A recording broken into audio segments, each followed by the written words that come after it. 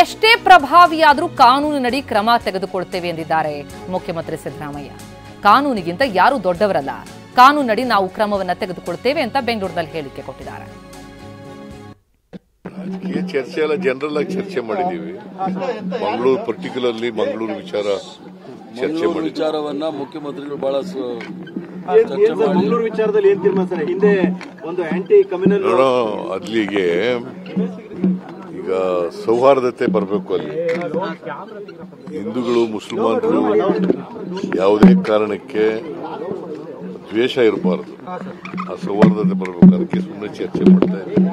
ನಾನು ಹರಿಪ್ರಸಾದ್ಗೆ ನೀನು ಹೋಗಿ ಬರ್ರಿ ಮಂಗಳೂರಿಗೆ, ಯಾರೇ ಎಷ್ಟೇ ಪ್ರಭಾವಿಗಳಿದ್ರು ಕೂಡ ಕಾನೂನು ರೀತಿಯ ಕ್ರಮ ತಗೋತೀವಿ.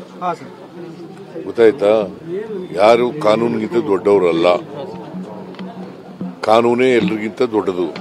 ಅದರಿಂದ ಕಾನೂನು ರೀತಿಯ ಕಠಿಣವಾದಂತ ಕ್ರಮ ತಗೋತೀವಿ. ಆಂಟಿ ಕಮ್ಯುನಲ್ ಫೋರ್ಸ್ ನಾವು ಇನ್ನೂ ಚರ್ಚೆ ಮಾಡ್ತಾ ಇದ್ದೀವಿ.